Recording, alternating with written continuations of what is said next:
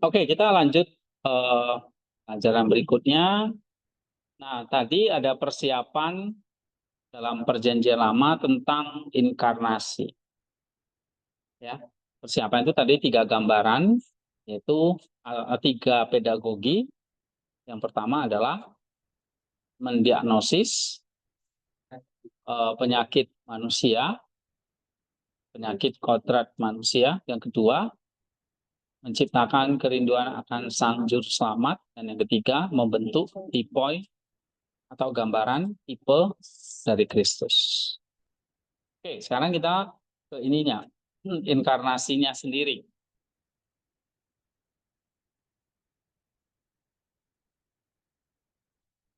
Inkarnasi dalam soteriologi Saint Maximus Sangpamannya. Nah, kita tahu bahwa kejatuhan manusia itu menyebabkan perpecahan ya di dalam kodrat manusia. Oke, terjadi ifrak gitu ya. Terjadi apa? Perpecahan. Maka inkarnasi jawabannya nanti untuk menyatukan. Ya. Kalau di dalam kejatuhan terjadi perpecahan dan ada sakit atau penyakit, maka nanti jawabannya dalam inkarnasi itu ada terapi. Gitu. Sehingga inkarnasi itu bukan sekedar Yesus datang jadi manusia ya, Allah jadi manusia. Bukan sekedar peristiwa dalam sejarah, tapi intervensi ilahi yang menjadi titik tumpu dari seluruh realitas. Dan kalau kita pelajari kosmologinya kemarin, apa tujuan dari penciptaan? Hah? Iya, menjadi tempat penyatuan Allah dan ciptaan melalui inkarnasi. Ini inkarnasi itu memang bertujuan bukan sekedar Allah jadi manusia, tapi untuk menyatukan seluruh realitas antara Allah dan ciptaan.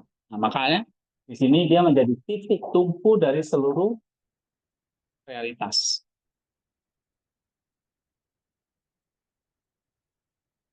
Ya. Nah, ia adalah jawaban definitif terhadap tragedi ontologis hamartia atau kejatuhan. Ya, ada kejatuhan, solusinya inkarnasi. Nah, maka inkarnasi dipahami sebagai apa? Terapi ilahi. Maksudnya apa terapi ilahi?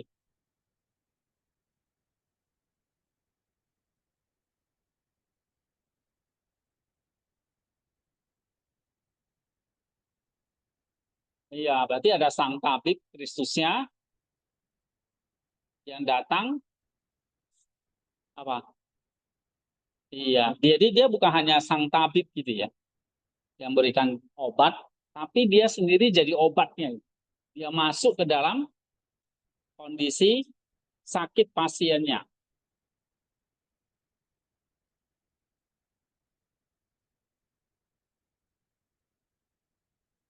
Ya, untuk apa? Menyembuhkannya dari dalam.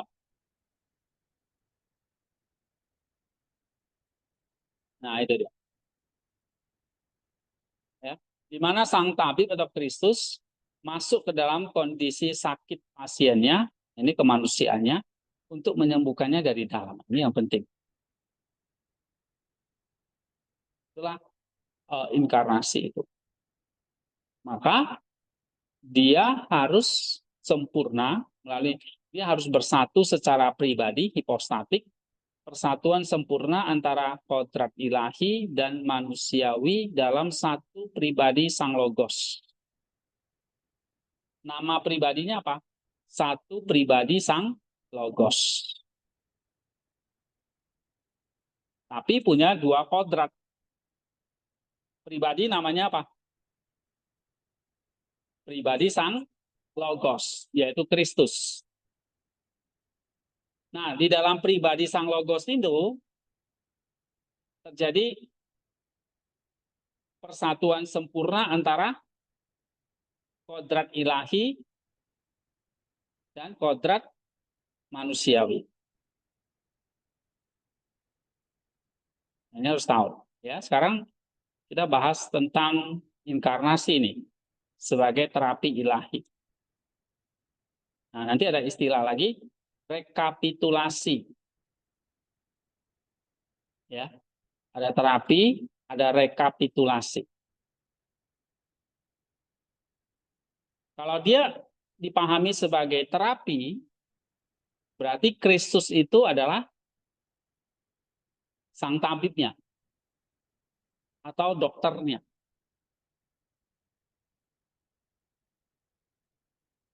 Ya, dia yang masuk ke dalam kondisi sakit pasiennya untuk menyembuhkannya dari dalam.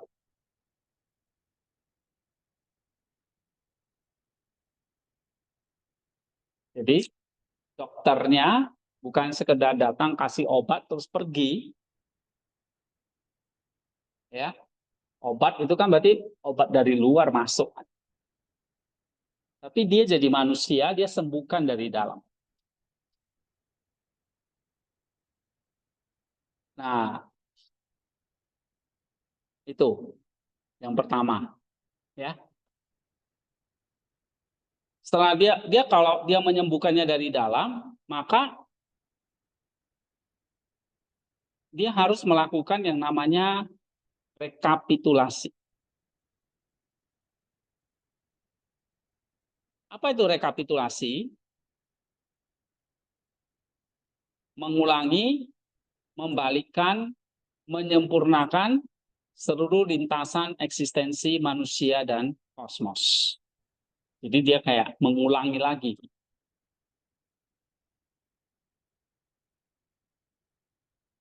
Atau membalikkan, menyempurnakan. Nah, berarti kalau dia rekapitulasi, dia harus jadi satu pribadi seperti Adam itu. Ya, seperti Adam itu. Nah, satu pribadi namanya apa? Sang Logos. Yang memiliki dua kodrat, yaitu ilahi dan manusiawi. Ngapain? Dia merekapitulasi. Mengulangi, menyempurnakan, membalikkan seluruh lintasan eksistensi manusia dan kosmos.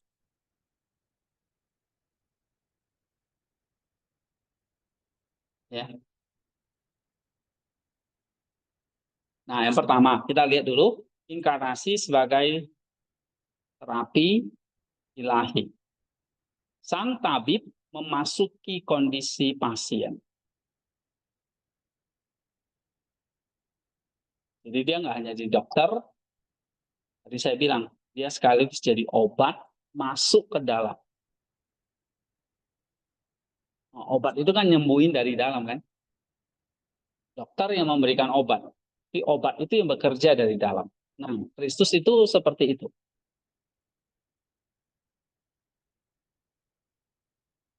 Oke, Maximus secara konsisten menggunakan metafora medis untuk menjelaskan soteriologi ya atau doktrin keselamatan.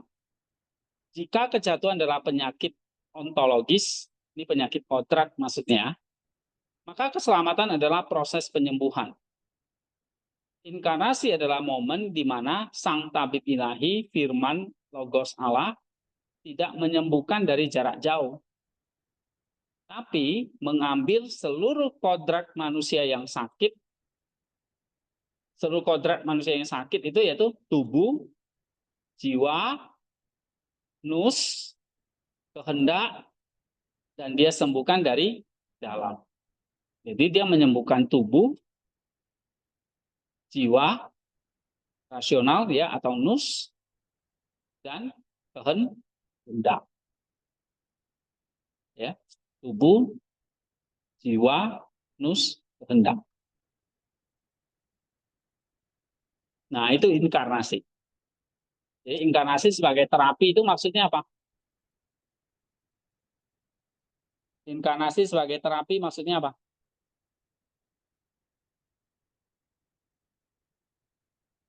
Apa? Momen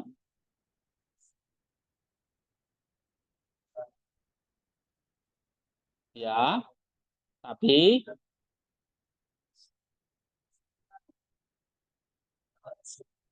tubuh nus kehendak untuk disembuhkan dari dalam.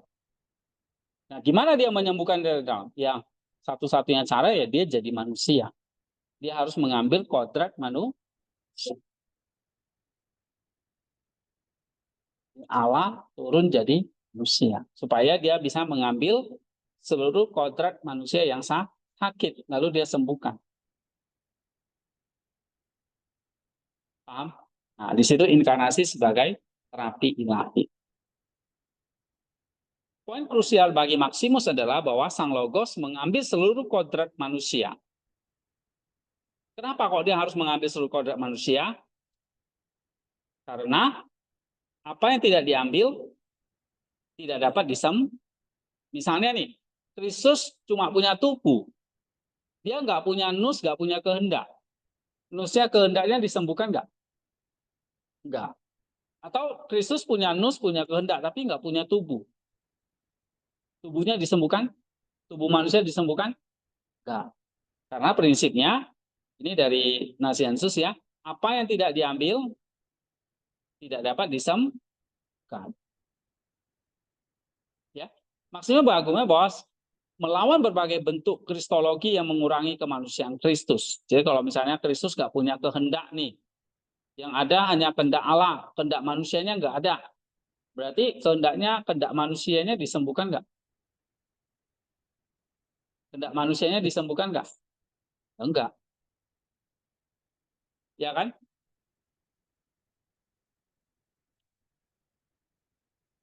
Ia menegaskan bahwa Kristus memiliki jiwa manusiawi yang rasional, nus tadi, dan kehendak manusiawi yang sejati. Jika Kristus tidak memiliki kehendak manusiawi, maka apa yang terjadi?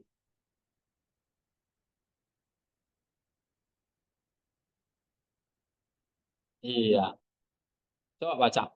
Jika Kristus tidak memiliki kehendak manusiawinya, maka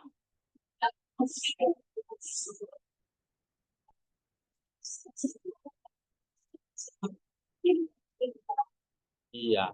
Kalau seandainya dia nggak punya tubuh, nggak punya jiwa, ya tubuh dan jiwa kita juga nggak disembuhkan.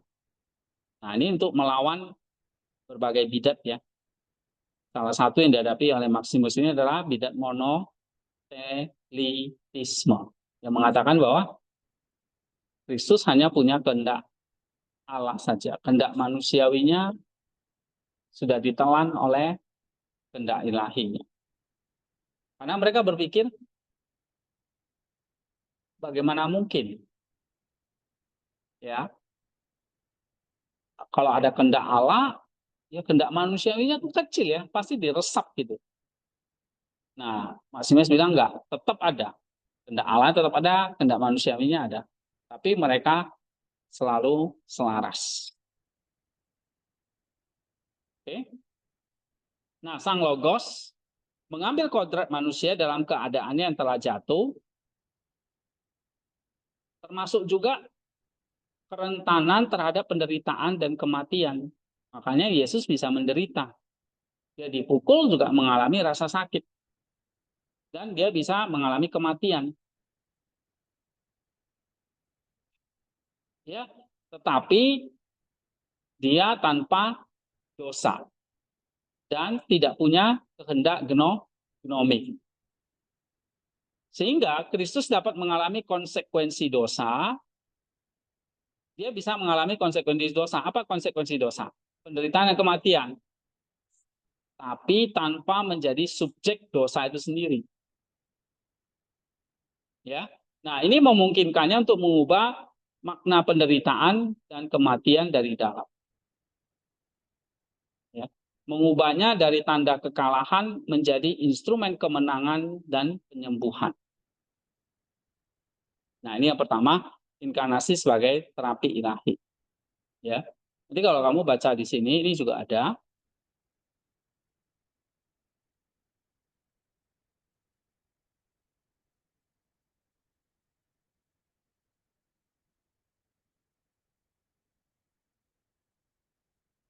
ya, inkarnasinya.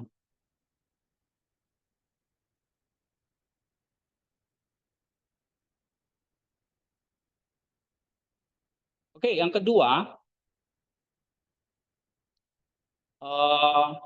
tadi inkarnasi terapi, yang kedua ini kesatuan hipostatik. Ya. Kunci dari seluruh teologi Maximus adalah pemahamannya tentang kesatuan hipostatik.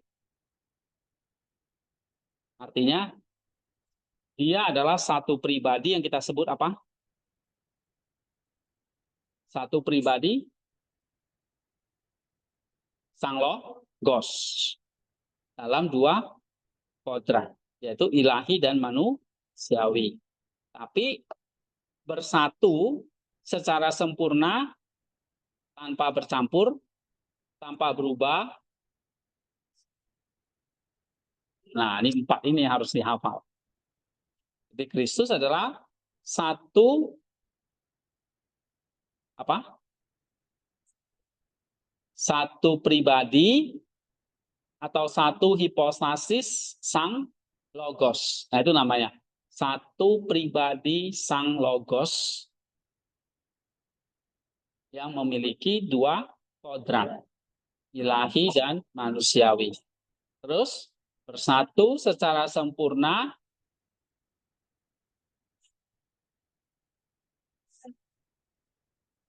nah, itu dia. Ini lengkapnya begini. Kesatuan hipostatik itu apa? Apa artinya kesatuan hipostatik? Nah, baca itu. Coba. Satu pribadi atau hipostasis sang logos. Kodrat.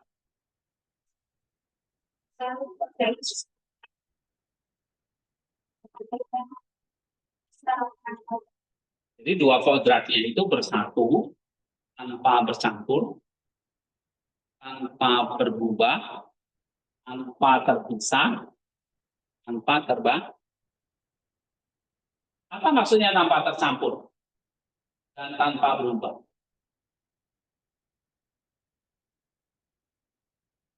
Tanpa bercampur, tanpa berubah maksudnya apa?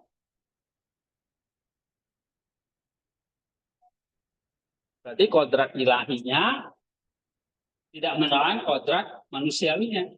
Kalau menelan jadi bercampur kan? Atau kodrat manusiawinya tidak berubah menjadi ilahi. Itu maksudnya tanpa berubah. Tanpa bercampur masing-masing. Ada ilahi, ada manusiawi. Bukan melebur jadi satu gitu. Kodratnya tetap dua. Nah, itu tanpa campur atau tercampur ya. Asinkitos namanya. Tapi kalau tanpa berubah atrepos apa kodrat manusiawinya tidak menjadi ilahi atau ilahi jadi manusia, manusia jadi ilahi enggak. Ya. Nah, kalau ajaran sekarang kan mengatakan Yesus itu hanya manusia. Kodrat ilahinya udah nggak ada. Jadi dia hanya punya kodrat manusia. Yesus itu bukan Allah, hanya seorang nabi misalnya. Nah, itu berarti mengatakan kodratnya berubah. Yang Allah berubah jadi manusia. Oke? Nah, kita tidak percaya itu. Kodrat manusiawinya tidak berubah menjadi ilahi. Keduanya mempertahankan apa? Integritas dan properti unik mereka masing-masing. Ya. Nah, ini penting agar apa? Kemanusiaan sejati dapat disembuhkan dan dihilangkan. Jadi yang pertama, kedua kodratnya tidak apa? Tidak bercampur maksudnya?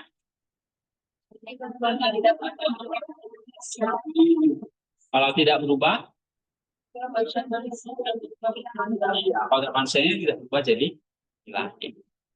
Nah, yang ketiga dan keempat tidak terpisah dan tidak terbagi. Maksudnya apa?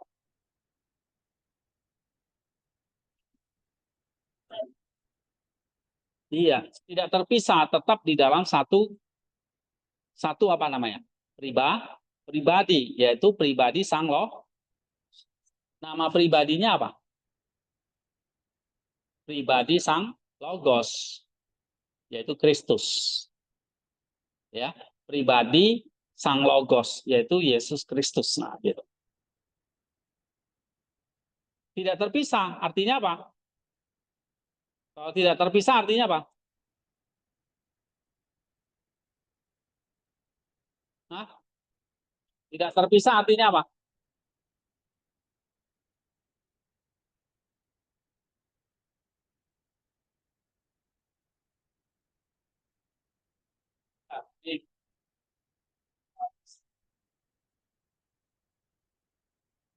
Tidak terpisah.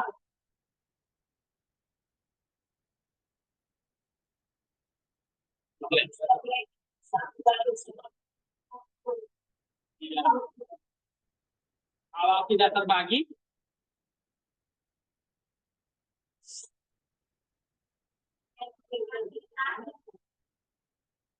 bagi kalau maksudnya tidak pernah ada hubungan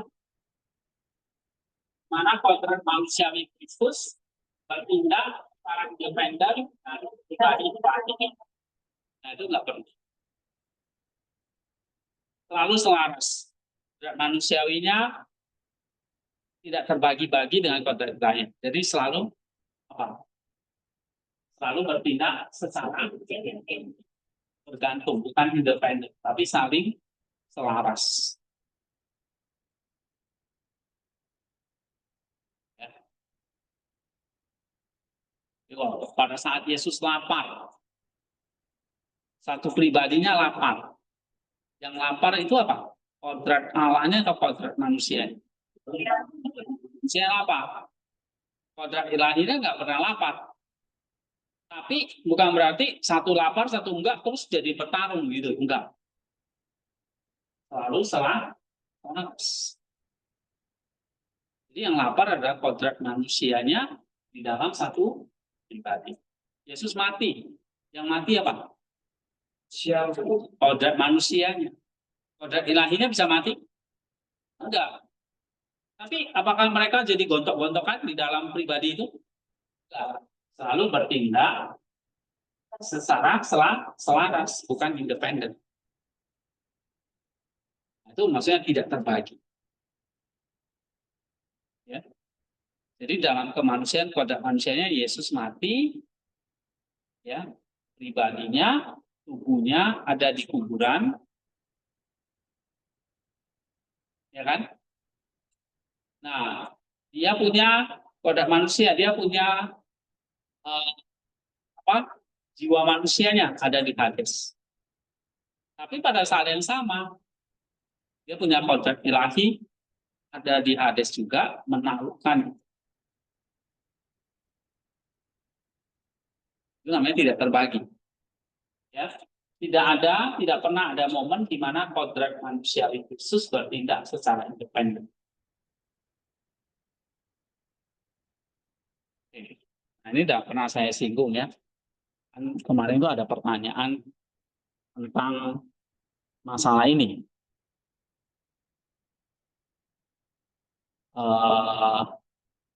Kematian di Hades itu. Ya kan? Nanti kamu bisa baca itu. Pak, gimana? Waktu Yesus di Hades, yang hadir di situ Allah atau manusia nih? Ya kan? Hades ya. Nah, ini udah pernah kita bahas. Nah, ini tentang Hades dan Gehenna ini ya. Mungkin di sini pembahasannya ya. Ini cukup banyak ini. Beda Hades, Gehenna, terus uh,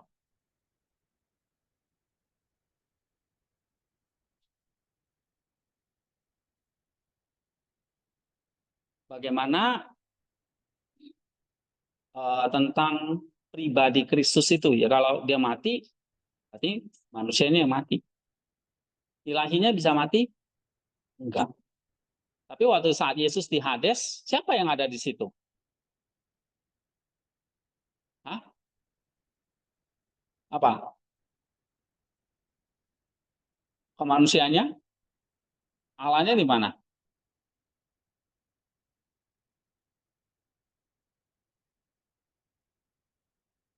Allahnya di mana? Oh, bukan ini ya.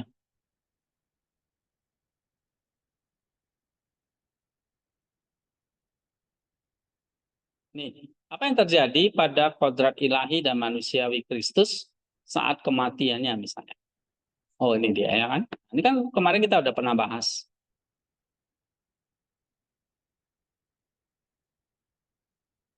Tadi kan ini ada waktu itu ada yang bertanya ya kan, tentang kodrat Allah, kodrat ya kodrat Allah dan kodrat manusianya yang tidak terbagi. Itu satu pribadi namanya apa? Logos. Tapi di dalamnya punya kodrat kodrat manusia dan kodrat Tuhan. Nah, waktu Yesus mati, kan kita tahu tubuhnya ada di gua kuburan ya. Bagaimana dengan jiwanya atau di sini kodratnya apa yang terjadi pada kodrat ilahi dan manusianya saat kematiannya? Nah, kita harus pahami lagi tadi yang empat tadi ini, tanpa bercampur, tanpa berubah, tanpa terpisah, tanpa terbagi. Ya. Jadi kesatuan hipostatik itu kedua kodrat tadi itu, ilahi dan manusia, dipersatukan secara sempurna dalam satu pribadi. Yaitu namanya apa? Satu pribadi, mia hipostasis sang logos. Ya, kesatuan ini tidak terpisah dan tak terbagi. Walaupun bisa dibedakan. Ya, satu kodrat ilahi, satu kodrat manusia. Masing-masing mempertahankan sifatnya. Tapi tidak bercampur, tidak berubah, tidak terpisah, tidak terbagi. Jadi kalau Yesus mati, kodrat Allah dan manusianya terpisah, di Hades terpisah, ya enggak.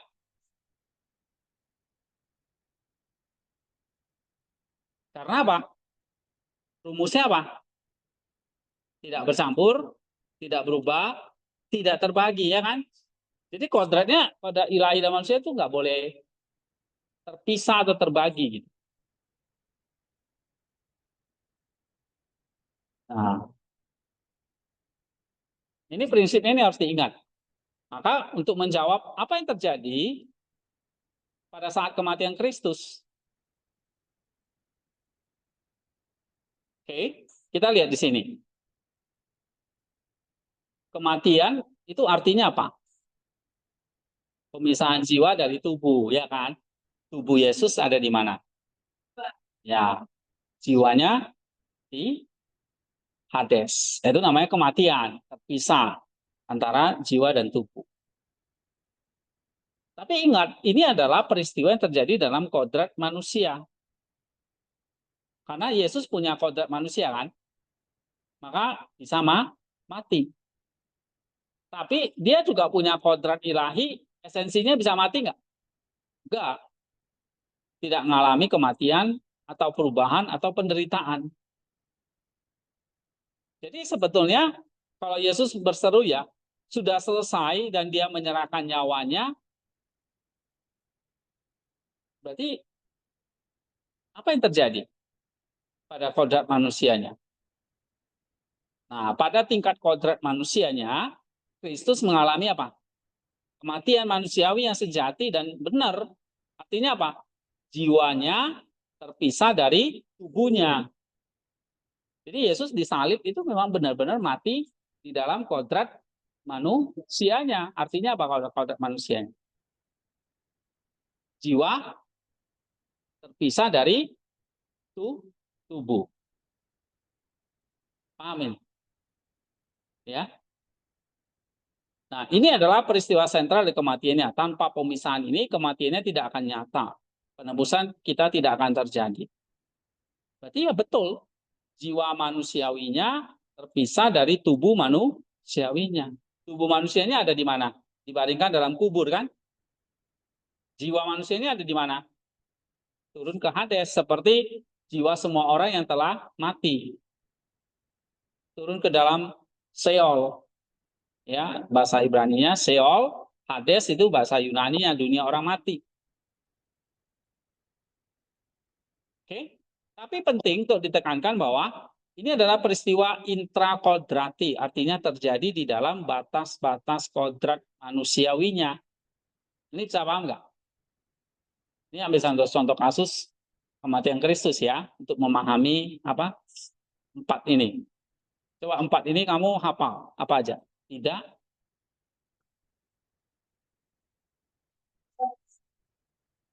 tidak bercampur, tidak berubah, tidak terbagi, tidak terpisah ya. Nah, itu harus diingat. Kasusnya misalnya pada kematian Kristus, berarti dalam kodrat manusiawinya apa yang terjadi? Dia benar-benar mati. Tubuh terpisah dari jiwa. Tubuhnya ada di dalam kubur, jiwanya ada di dalam Hades. Itulah kematian yang terjadi di dalam kodrat manusiawi. Lalu pertanyaannya kan pasti gini, lalu kemana kodrat ilahinya? Atau apa yang terjadi dengan kodrat ilahinya? Waktu Kristus mati di atas sang pribadi yang disalib itu mati. Apa yang terjadi pada kodrat ilahinya? Nggak mengalami apa-apa, karena kodrat ilahi itu tidak bisa mati. Ia tetap seperti adanya, tidak terbatas, tidak berubah, tidak dapat menderita, tidak dapat mati. Ya kan? Keilahiannya tidak dapat dipisahkan atau dipecah. Paham ya? Ini ya. Nah, pertanyaan ketiganya adalah, kalau gitu, di mana letak misterinya? Di mana peran tadi? Kalau ini kan kita udah paham nih. Kodrat ilahinya tidak mati kan? Ini mati enggak? Kalau kodrat manusiawinya mati. Lalu ininya gimana ini? Satu pribadinya gimana?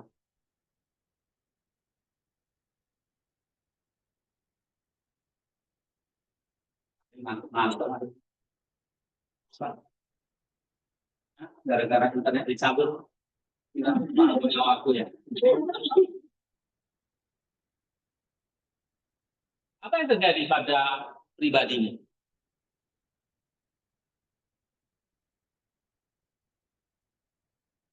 Kan kalau ini udah paham nih, manusia adalah tiga, satu mati, satu meninggal. Satu tubuhnya dikubur, satu di Hades. Dan ilahinya ya nggak mengalami apa-apa. Nah, yang terjadi pada kesatuan hipostatik ini apa? Inilah yang kita sebut sebagai satu kematian Kristus adalah satu misteri agung. Pada tingkat pribadi hipostasisnya. Kalau fisis itu naturnya, kodrat. Tapi ini hipostasis yang kita bicarakan. Meskipun jiwa dan tubuh manusia ini akan terpisah kan, karena dia punya kodrat manusia ini, kalau mati kan jiwa terpisah dari tubuh. Sama kalau kita mati, ya tubuh kita dikubur atau dibakar, jiwa kita ke Hades kan gitu. Nah, jiwa dan tubuh manusia terpisah satu sama lain. Tidak satu pun dari keduanya yang pernah terpisah dari pribadi ilahi sang logos yang mempersatukan mereka. Nah, ini dia. Walaupun jiwa dan tubuh manusianya terpisah satu sama lain, ya, yang dicetak tebal ini. Coba baca.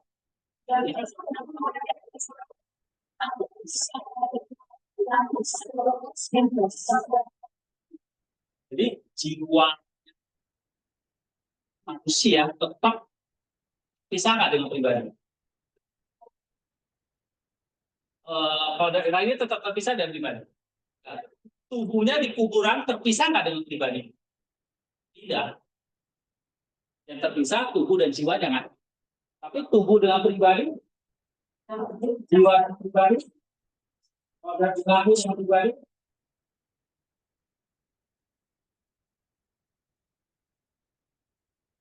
Bingung. Jadi bingung. Oke, ini kalimatnya maksudnya gitu. Jiwanya terpisah dari pribadi. Nah, jiwanya sekarang ada di mana? Ada yang terpisah dengan pribadinya. Dan tubuhnya ada di mana? Di kuburan. Pisah dengan hipostasisnya, pribadinya. Nah, kodrat ilahinya terpisah dengan pribadinya. Nah, semuanya satu pribadinya, satu hipostasis yang tidak pernah terpisah, terbagi, bercampur, apa tadi tidak berubah tadi. Nah, ini kalau kita uraikan, kita visualisasikan kayak gini. Di dalam kubur, tubuh yang terbaring dalam kubur itu bukan hanya sekedar jenazah manusia biasa, mayat gitu kan. Tapi apa? Tubuh itu bukan milik pribadi sang tokos. Jadi ini tubuh yang dikubur adalah tubuh dari satu pribadi loh.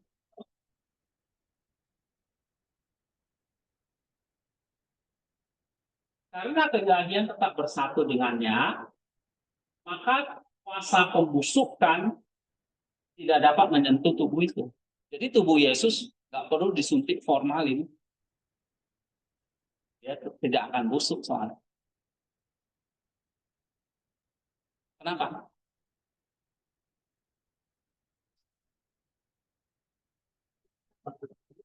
Karena tadi tubuhnya tidak terpisah dengan dengan pribadi sang, nggak nyambung gitu, ya kan? Nggak perlu formalin. Kenapa? Iya, karena nggak ada pembusukan. Kok bisa? Kenapa? Kenapa kok nggak ada pembusukan? Padahal kalau manusia ya, 3 hari 3 malam baru bangkit, dia Jumat, terus Minggu, terusnya apa? Iya, udah 2 hari kan? Gitu. Tapi tubuh Kristus enggak. Kenapa? Iya, tubuhnya bersatu dengan. Itulah sebabnya tubuhnya tidak membusuk. Ya tetap menjadi sumber kehidupan bahkan dalam. Paham? Nah, itu artinya satu pribadi, satu kesatuan hipostatik ini.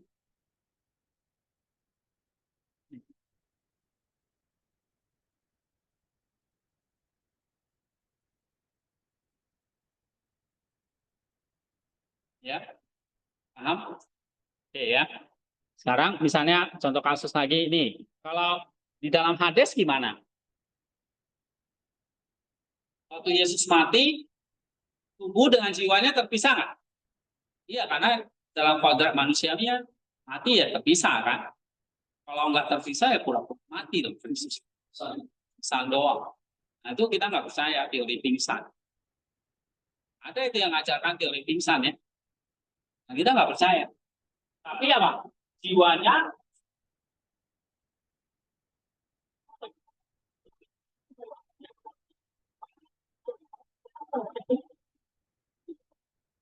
jiwanya kenapa? Tapi terpisah dengan sang sang pribadinya enggak. Bahwa roh manusia tak bukan sebagai roh manusia atau jiwa yang tak berdaya, tapi jiwa manusiawi milik pribadi sang jiwa dari sang Logos. Oleh karena itu ketika dia turun ke Hades, dia tidak turun sebagai tawanan, tapi sebagai raja dan pemenang. Karena Pak, ia membawa serta terang kegahiannya, menghancurkan gerbang-gerbang Hades dari dalam, dan memproklamasikan pembebasan pada jiwa-jiwa yang semua. Kok bisa? Yesus itu memporak-porandakan Hades. Karena yang turun ke dalam itu bukan jiwa kayak kita yang tertawan, tapi apa? Pribadi sang Logos. Ternyata yang masuk ke Hades itu pribadi sang Logos. Tubuh yang dikubur itu juga pribadi sang, karena pribadinya tidak bisa tepi kesatuan hipos. Nah, ingat ini. Inkarnasi itu apa? Kesatuan hipos. Yang pertama, ini yang kedua. Yang pertama apa? Terapi sang tabib tadi. Yang dari dokter sekaligus obat. Ya kan? Yang mengambil kodrat manusia. Apa yang tidak diambil tidak dapat disembuhkan. Gitu. Yang kedua tadi, kesatuan hipostatik.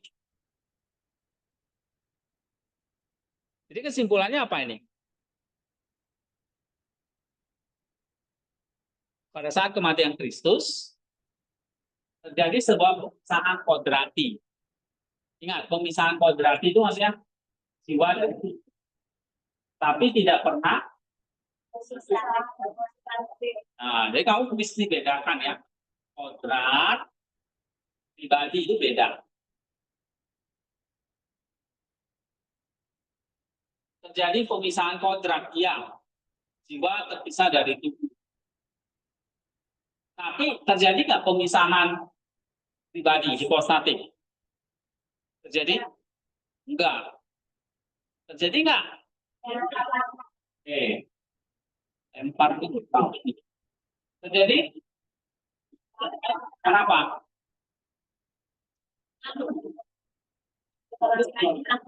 Karena kesatuan hipostatik tadi tidak bisa terpisah. Kodrat manusiawinya tidak pernah terjadi pemisahan hipostatik kodrat manusia dari kodrat dirinya. Ya. Keilahiannya berfungsi sebagai lem ontologis yang menjaga lem gitu ya, yang menjaga kesatuan bahkan di tengah perpecahan kematian. Sehingga di sini kita bisa mengatakan pada saat kematiannya pribadi yang digantung di salib.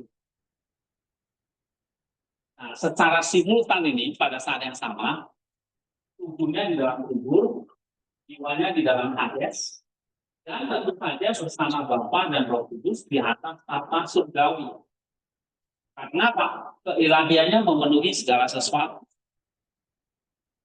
Makanya dia bisa bilang sama pencuri yang di sebelahnya, pada saat itu juga kamu akan bersama-sama dengan aku di. Kok bisa Pak? Karena kan dia dikubur. Sudah mati dikubur, dan jiwanya ke Hades. Kok bisa ke Firdaus? Nah, ini yang ketiga. Waktu Yesus mati, dia bersama dengan Bapa dan Roh Kudus. Sama. Dia dengan alat Tuhan nggak pernah terpisah.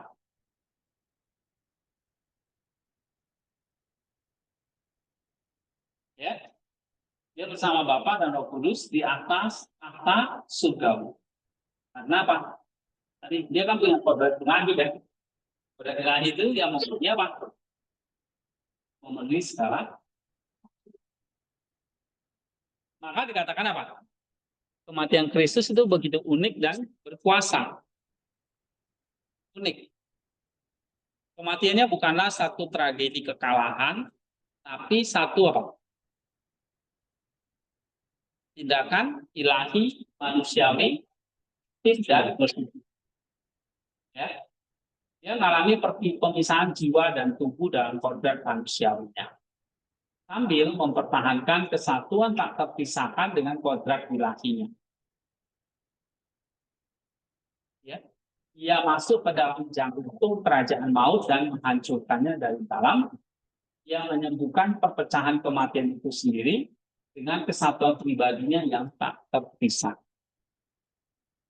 Oke, nah ini contoh ya, kematian Kristus adalah kematian bahkan waktu dia bangkit, nanti dia naik ke surga, dan sampai saat ini tetap dia adalah satu pribadi sang logos. Sampai sekarang dan selama-lamanya. Dia punya kodrat Allah dan kodrat manusia. Ya. Sehingga di sini Maximus menerapkan satu prinsip. Prinsip ini pada isu kehendak yang berargumen bahwa Kristus memiliki dua kehendak kodrat, yaitu kodrat Allah dan kodrat manusia, kehendak Allah dan kehendak manusia. Tapi karena hanya ada satu pribadi, ini garis bawahi, dia ada dua kodrat, tapi satu pribadi, ya, kehendak manusiawinya selalu bergerak dalam keselarasan sempurna. Jadi kehendaknya nggak terpecah. Dua kehendak ini selalu selaras dalam satu pribadi. Kalau kita kan kadang-kadang enggak. Dosa dan Allah.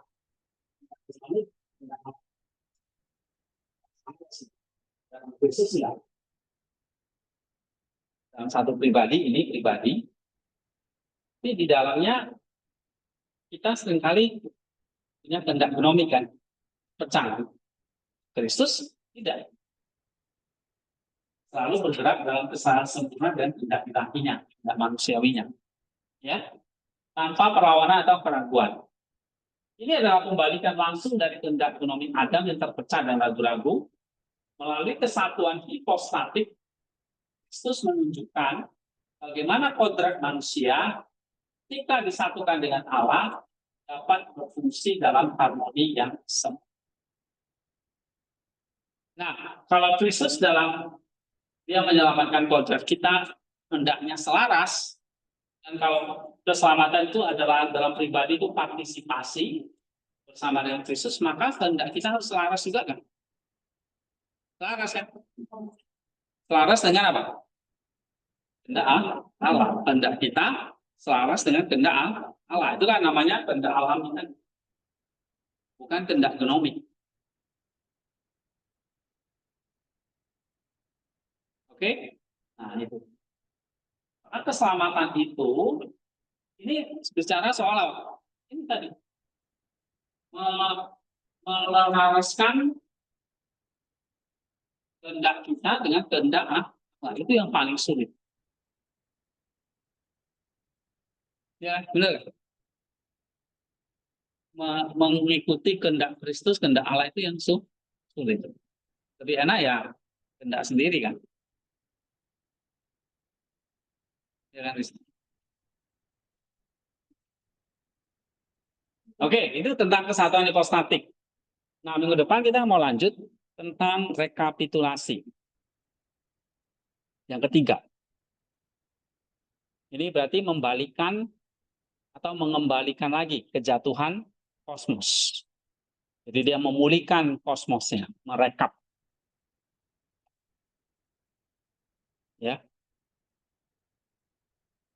Tapi saya ingin kalian lihat ini udah dapat nih semua. Ya. Nah, kemudian untuk minggu ini kan kalian buat pengkodeannya.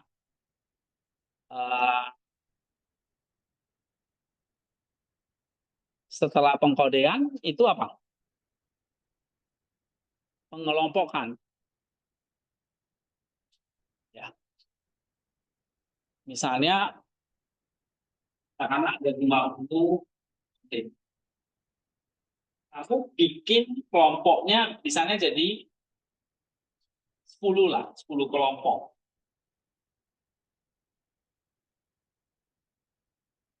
Ya, saya bahas tentang tadi, contoh hari ini kita bahas apa? Keselamatan. Oh, keselamatan itu ada kodrati, ada pribadi. Lalu tadi kita bahas tentang inkarnasi, kita bahas tentang peran PM, ya kan? Nah, misalnya ini, masukin aja kode-kode yang sama dalam kelompok ini. Nah, kutipanmu membahas tentang Kristus punya Kristus punya dua kodrat, satu pribadi. Nah, kamu bisa masukin di kelompok mana? Kodrati dan pribadi yang satu. Yang sama-sama kamu bikin sendiri kelompoknya. Ya. Seperti contoh ini.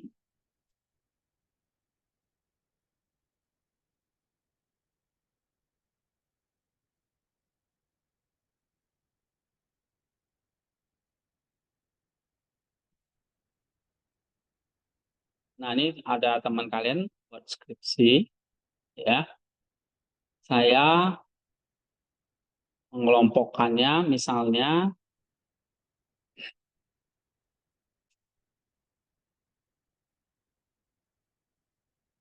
nih, misalnya 1, 2, 3, 4, 5 kelompok. Ini tentang pekerjaan ya. Pekerjaan sebagai latihan spiritual. Nah, ini kode-kodenya ini ada kode ini, kode ini, kode ini, kode ini, kode ini, kode ini, kode ini, kode ini. Ada berapa ini? Berapa kutipan? 1, 2, 3, 4, 5, 6, 7. Nah, ini yang sama. Masukkan dalam satu kelompok. Misalnya kamu bikin kelompoknya apa? Oh, pekerjaan itu sebagai panggilan ilahi dan tanggung jawab. Atau pekerjaan sebagai pelayanan dan kasih. Atau pekerjaan sebagai wujud keadilan dan integritas. Atau pekerjaan sebagai ibadah dan persembahan. Nah, nanti isinya kode-kode ini tadi. Ini yang kamu buat dulu untuk minggu depan. Pengelompokan kode. Jadi kalau ada 50 kutipan, buatlah jadi 10 kelompok. Tapi tiap kelompok nggak mesti harus 10, 10, 10 gitu, enggak ya. Bisa beda, kadang kelompok ini kodenya lebih banyak, kelompok yang ini kodenya lebih dikit gitu. Nah, kategori kelompoknya ya kamu bikin, tergantung topikmu apa.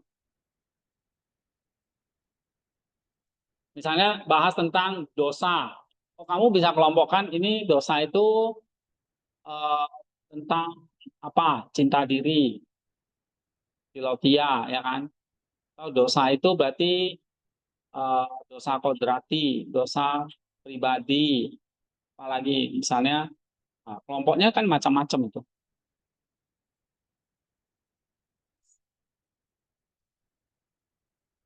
paham? Ya. Nah, nanti ini yang kamu kerjakan pengelompokan kode, baru nanti setelah itu apa?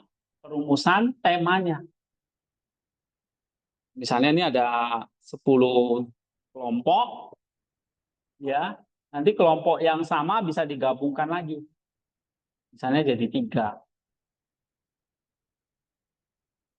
Kalau ini kelompoknya misalnya ada 10. Kamu lihat lagi, 10 kelompok ini sebetulnya bisa sama digabungin lagi yang mana. Nah, nanti menghasilkan yang namanya poin atau temanya.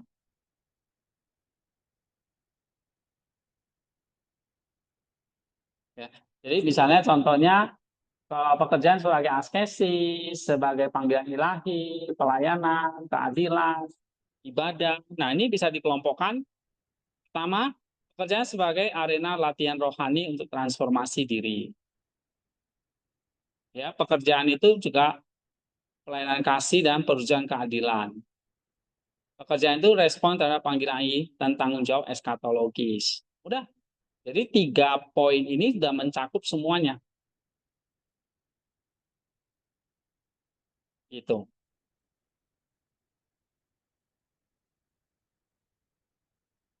Ya. Nah, ini contoh aja.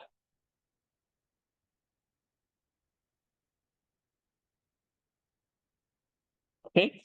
Nah, sekarang udah nanti sampai merumuskan tema, kalian kumpulin, baru nanti saya akan approve, akan cek, saya akan kasih. Begitu dapat tiga tema inilah sebagai temuannya. Nah, baru nanti tinggal dibahas dengan kutipan-kutipan yang ditambahkan dengan kutipan dari buku lain selain Maximus. Ya, jadi nanti saya akan cek sampai finalnya nanti adalah mendapatkan temanya ini. Ini yang kalian masih dalam tahap mencari hasil atau temuan ini. Belum bahas ya. Nah, tapi temuannya nggak turun dari langit, kamu nggak asal ngarang gitu ya. Jadi ada sejumlah kutipan, terus kamu kelompokkan dan sebagainya begitu. Nah, itu caranya. Itu namanya menganalisis data kualitatifnya itu. Sampai dapatlah tema-tema atau temuannya itu. Nah, ini nanti sampai temuan, sampai tema, saya akan semester lalu, saya akan cek, saya perbaiki, nanti saya kasih kalian. Ini temanya. Bisa aja sama, bisa saja saya perbaiki. Tapi kalau kalian nggak bikin, kutipannya nggak ada, kelompoknya nggak ada, ya udah. Berarti saya anggap kalian nggak ngerjain. Papernya kalau nggak dikerjain, ya udah, kalian nggak bisa lulus mata kuliah ini. Karena papernya ujiannya ya. Ujiannya diganti ini, selain tugas mingguan, ada tugas akhir ini kan, sebagai pengganti ujian, paper. Nah, tapi papernya kan sudah mulai. Ada pertanyaan tentang kutipan kemarin? Kalian dapat berapa kutipan? Kalau 10 harus tambah lagi. Minimal. Apa? Minimal kan? Kalau masih 20 tambah lagi. Gitu. Kan tugas mingguannya itu kan walaupun cuma bikin kode, bikin kelompok kan tetap aja.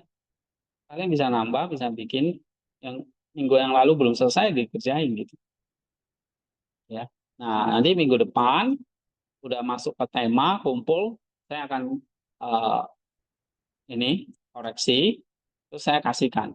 Nah, oh tema ini tentang ini, nah ini temanya udah fix. Oke, tinggal kamu kerjakan pembahasannya. Nah, pembahasannya itu ya kumpulan dari kutipan tadi.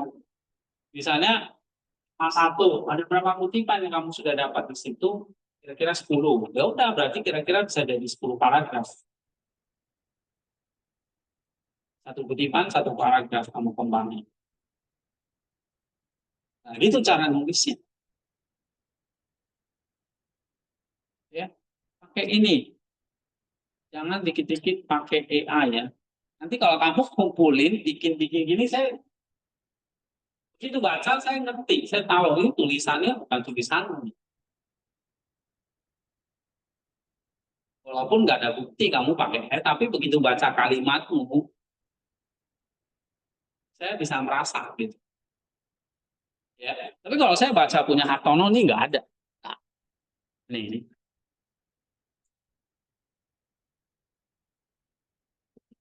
Dia benar-benar kerja. Ini benar-benar Romulus halaman 309 saya cek. Oh benar nih. Nggak asal ngarang gitu.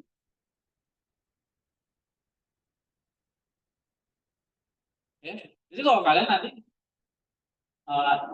nyerahin kutipannya, ini semuanya pakai AI ketahuan. Nah, cari kutipannya kan saya sudah bilang di mana. Diikuti di buku ini ada dua. Terus WordPress yang kayak gini ini kan banyak nih. Tapi kamu kasih referensinya dong. Kayak gini. Ya. Halaman berapa atau websitenya gitu. Kalau ambil dari WordPress kan kamu tinggal klik aja ini referensinya ini ya kan.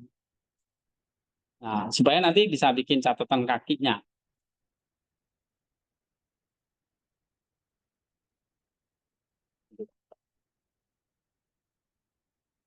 Nah, makanya harus di ini dicicil, dibaca dan dikelompokkan.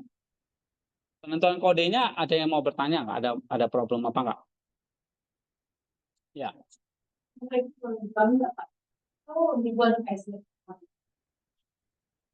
Ya contohnya sebetulnya di WordPress saya ada kan.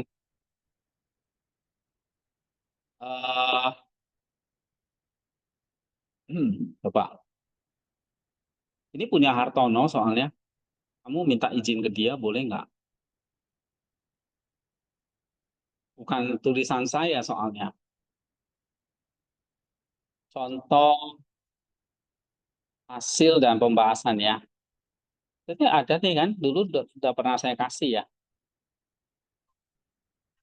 Hah? Iya sama. Kan contohnya bisa contoh, contoh pembahasan. Nah, eh, contoh temuan, contoh temuan ini. Iya, contoh hasil atau temuan kan? Nih, ini kan kutipannya nih, lihat tuh. Halaman, habis itu kasih kode. Ini kodenya, ya banyak. Terus dikelompokkan kodenya jadi 4.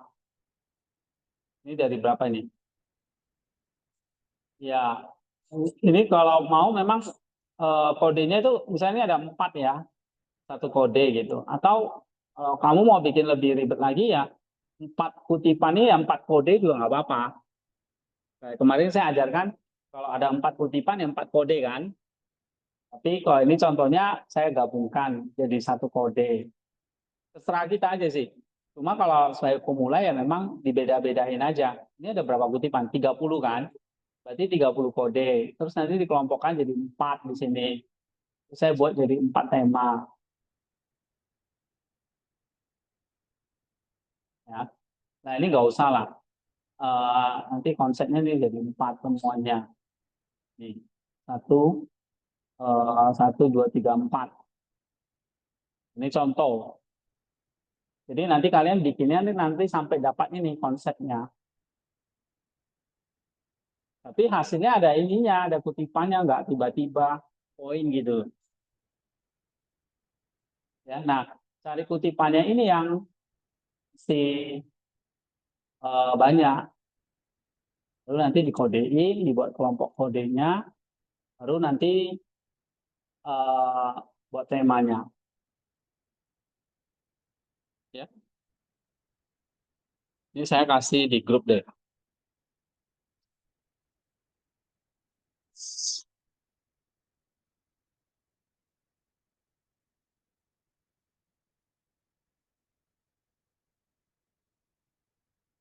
Ya, nanti dibagi ya.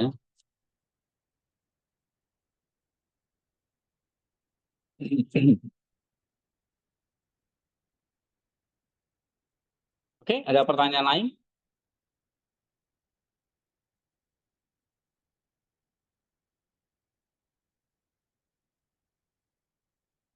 Atau ada yang saya belum cek soalnya, ada yang belum bikin sama sekali. Semua udah buat kutipan ya. Tinggal bikin kodenya. Eh, nggak apa-apa, buat aja dulu ya. Nanti kalian bikin dulu sampai temanya, nanti kan saya cek, nanti saya bantu benerin gitu. Kayak semester lalu kan gini ya, mana itu yang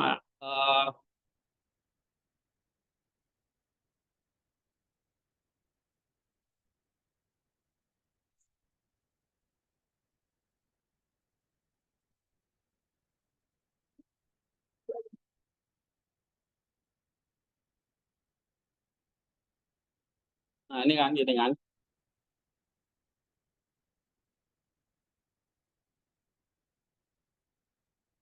Hasilnya ini. Lalu nih pembahasan.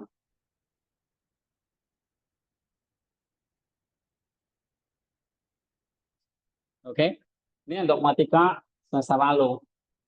Ini kan kutipan-kutipan, ini kodenya, terus kelompok kode, habis itu temanya atau temuannya. Jadi 3. Nah, ini 3 ini tinggal dibahas.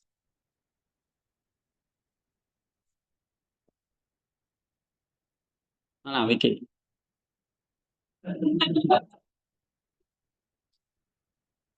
Mana yang punya Wiki nih, Mas? Hmm.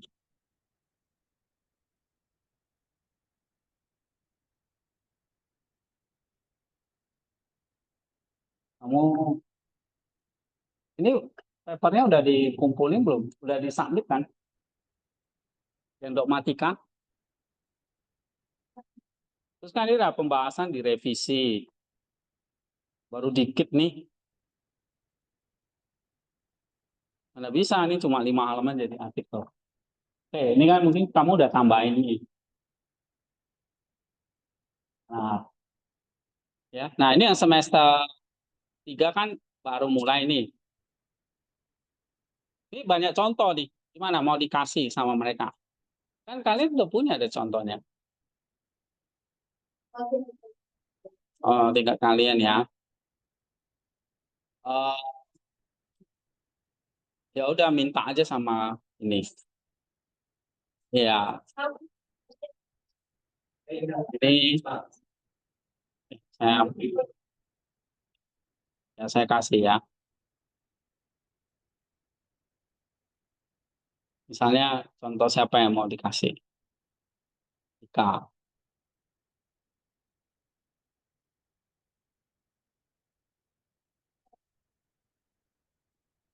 Feedback. Ini pokoknya feedback semua ini contohnya. Nah, udah itu contohnya ya.